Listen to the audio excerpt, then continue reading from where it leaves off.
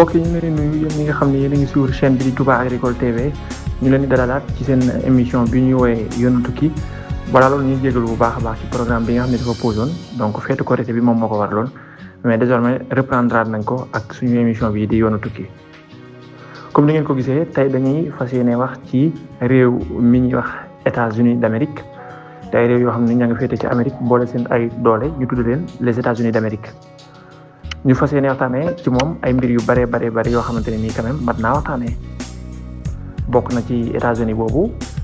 règlement yu bees yi nga xamante ni njiit li fi mujj ñëw indi na ko fa daañu ci am yuñ ci junj yu ndaw ak ndax États-Unis vrai réew la boo xamante ni ab jëmuwaay la jamono biñ toll nii yan xeetu liggéey ñoo fa am ak nu liggéey bi demee yooyu yëpp daañu ko waxtaan ci vidéo bi.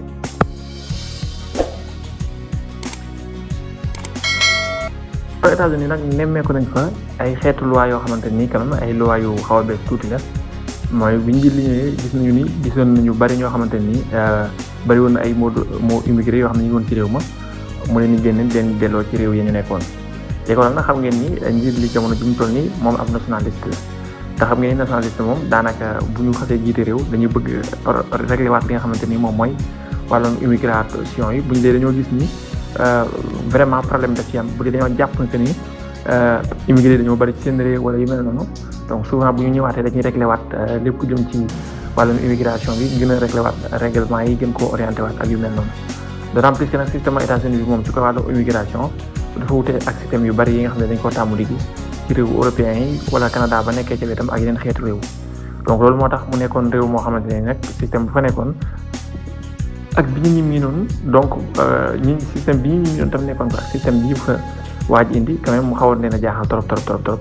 waaye finalement donc bi ñu demee ba ci biir gis nañu ci côté boobu sax amutoon jafe-jafe donc génnaatoon nañ ci demoon na sax ba que ni doon na proposer genre caution boo xamante ni képp ku am visa tourisme bu États-Unis da nga ko joxe bu ko defee laataa ngay mën a dugg ci biir réewum États-Unis en tout cas yu bari doon na ko réglé waat ci cadre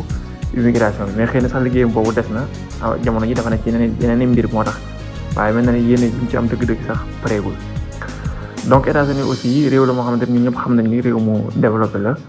ci côté wàllum utum liggéey immigration immigré yi nit ñu bëri dañ doon rêvé dem fa nekk ay moodu di fa liggéey. loolu nag li ko waral mooy payoor bu baax ak seen dollar bi nga xamante ni tamit bokk na ci xaalis yi nga xamante ni xaalis yu am doole lañ ci àdduna bi. donc xëy na loolu moom moo waral loolu te itam réew mu bari woon liggéey la waaye depuis un certain temps nag situation yi changé na jamono bi ñu toll nii ñu daal di déglu suñu mbokk mi nga xamante ni moom Sénégalais la ma nga ci réewum États-Unis su ko defee mu indi ñu ay leeral ci xeetu liggéey yi fa am dina ci yaatal bu baax a baax ci xeetu liggéey yi fa am ak liggéey yi nga xam ne yàqu nañu ak ndax am liggéey yomb na fa wala jafe na fa donc dinañu ko defal ci benn explication ñu daal di déglu témoignage laataa ñu ñëw tëj li nga xam ne moom mooy vidéo émission bi.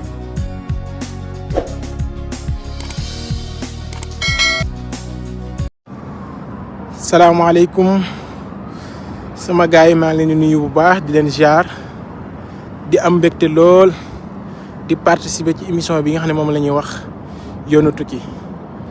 waaye ñu ngi fii nag ci États-Unis précisément New York man ma nekk immigré ci dëkk bi am mbégte lool partagé ak yéen li nga xam ne nii. xam naa ko fii ci dëkk bi muy nga xam ne mooy avantage yi fi am ak inconvénients yi fi am voilà fii nag dëkk bii di New York nag bokk na ci dëkk yi nga xam ne nii ci États-Unis maanaam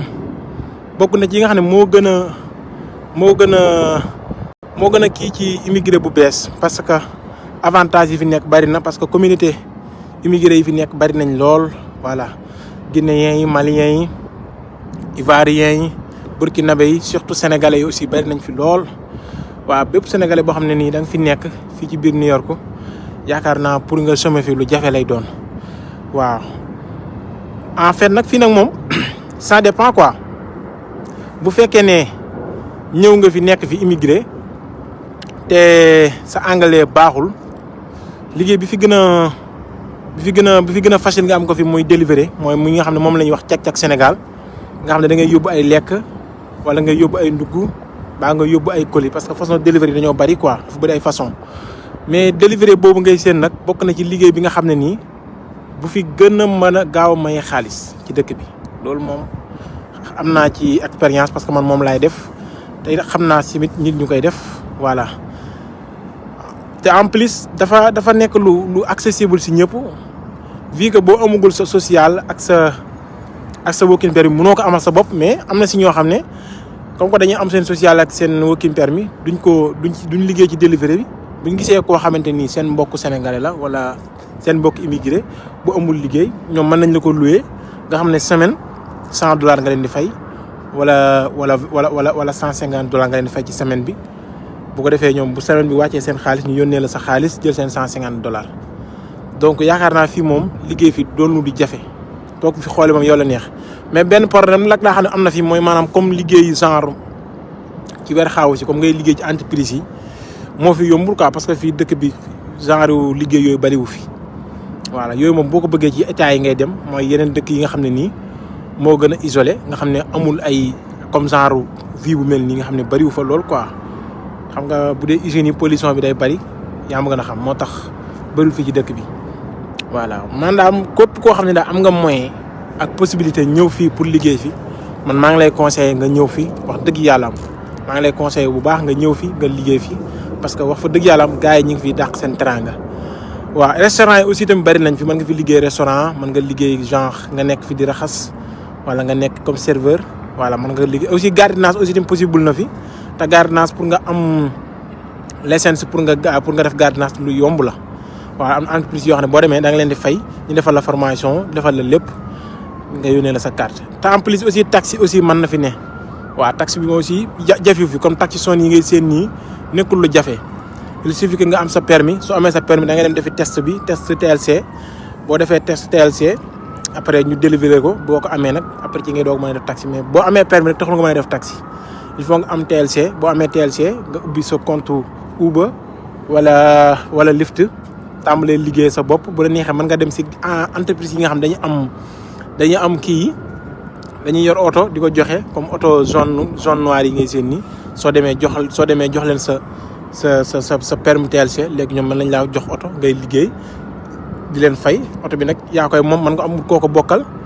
boo xëyee kii day xëy kii gon nga xam ne fay bi day yomb ci yéen gars yi bari noonu la ñuy def. voilà fii daal moom wax dëgg yàlla pour vous dire vrai ñi fi nekk di sommer moom bariwul fi wax dëgg yàlla dëkk bi moom nekk fi sommer bariwul mais liggéey bi fi dàq moom nga xam ne moo fi gën a neex mooy délivrer ndax délivrer sa liggéey bopp lay doon heure bu la neexee xëy heure bu la neexee wàcc tu vois kenn du la conditionné ay horaire kenn du la conditionné dara te ñenn ñi li ñuy def ci semaine li ñuy def ci 2 semaines yow mën nga ko def ci benn semaine. voilà am na ñoo xam ne li ñu leen di fay ci semaine mën nga ñu ko fay ci benn semaine mais nag am na benn problème parce que ñoom duñ la dagg taxi duñ la dagg dara dañ lay bàyyi ngay liggéey noonu léegi nag bu année bi jeexee nag ci taxi bu ñëwee nag foofu nag mooy xaw a am cas parce que foofu yow bi ngay liggéey daawuñ la dagg taxi mais bu dee yeneen gars yi xam ne dañuy liggéey ci restaurant yi ci entreprise yi comme bu ñu leen fayee heure 22 wala 21 wala 17 dañuy dagg comme bu ñu doon am $600 par semaine wala $700 wala $1000 dañ leen di dagg ñu desee $700 wala ñu desee $800 bu dee $1000 léegi nag bu dee yow nga xam ne delivery ngay liggéey loo am ci semaine bi loolu mooy wàcc sa compte maanaam duñ ci dagg dara mais bu année bi jeexee ba nga war a fay taxe loolu ngeen doon delloo yëpp après mën naa am nu muy demee yow bu fekkee ki lay fiiral nandul système bi am na nu mu lay fiiralee mën nga fayaat xaalis bu bari quoi loolu rek moo ci xaw a nekk inconvénient mais le reste moom ça va. voilà képp ku bëgg a ñëw daal man maa ngi lay invité nga ñëw fii nga liggéey parce que am na possibilité réussir yëpp daal lépp loo xaar mën nga ko fi am. waaw c'était un plaisir de participer dans cette émission. waa di remercier nag Djily Diagne sa liggéey rafet na trop macha allah di remercier aussi Baye Thierno moom borom chaîne bi macha allah liggéey bi rafet na trop émission bi moom wax dëgg yàlla am émission la boo xam ne nii képp koo xam ne nii gis nga ko war nga ci mën a dugal sa loxo soit nga nekk benn dëkk gis fa ay tawféex taysiir yoo mën a partager ak communauté sénégalaise bi nga partager ak ñoom parce que ñun ñëpp benn lañ liñ bëgg leen rek la mooy teraanga. te teraanga képp koo bëgg da nga koy yéene sa morom donc yàlla nañu ko yàlla defal ñun ñëpp merci sama gars yi.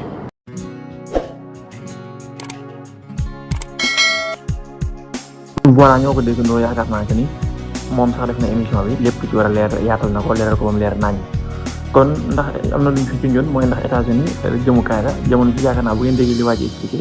ngeen xam ni États-Unis nekk tur quand même jëmukaay rawatina ci période bi ñu nekk nii donc li gën mooy ñii tànte nañu jéem a tànte yeneen xeetu réew yi nga xam ne ñoo na ci àdduna bi ndax àdduna bi yaatu na indi nañ fi Nouvelle-Zélande ak leeral li ñu fi indi woon indi nañ fi récemment Hong Kong ba xamal leen nag boobu du réewu immigration réewu business la tey jii nag États-Unis bi ñu indiwaat tamit dañuy conseillé même nit ñi képp koo xamante ni daal amoo fa parent wala genre nit ku fa nekk mën laa lijjanti ci ay papiers yi leer pour nga dugg fi moom donc jëratul tànte ay boo ma joxee nangam muutal la ko genre yooyu yëpp donc pour l'instant lu mat a éviter la donc di def demande visa ci États-Unis sax jàpp naa que ni donc ku nekk war na ko maytu jamono ji ñu toll nii commencé nag di jéem a tànte ci yeneen réew yi nga xamante ni ñoo nekk ci àdduna bi bokk na ci Océanie Asie ak fi nga xamante ni moom mooy ci réewu Europe yi kon ñu ngi leen di ñaan mbokk yi ngeen abonné émission bi tey dafa gàtt ci normal mais ñu ngi leen ñaan ngeen abonné du ko defee daal di aimé vidéo bi partagé mën ngeen a posé seen ay questions jaarale ko ci commentaire yi bu ñu ñëwaatee samedi incha allah ci seen beneen émission yoonu tukki bu jeexee bu dee am na ay questions daañu ko tontu Touba Agricole TV mi ngi noonu donc abonné leen ngeen partagé samedi di ñëw ci yeneen xeetu réew yi nga xamante ni ay réew yu nit mën a dem la comme genre Nouvelle-Zélande yi rek nga xam ne réew yu nit mën a dem la te Sénégalais bëri ñu ciy wax trop te pourtant boo demee ci sous région bi wala ci yeneen pays africains yi donc li ñu fay faral di dem bari na mbokk kon ñu ngeen jox di daje samedi incha allah waaye mbir boobu mën ngeen a continuer di bàyyi xel programme Touba Agricole yi ndax day continuer jaa ngeen jëf ba samedi ci am incha allah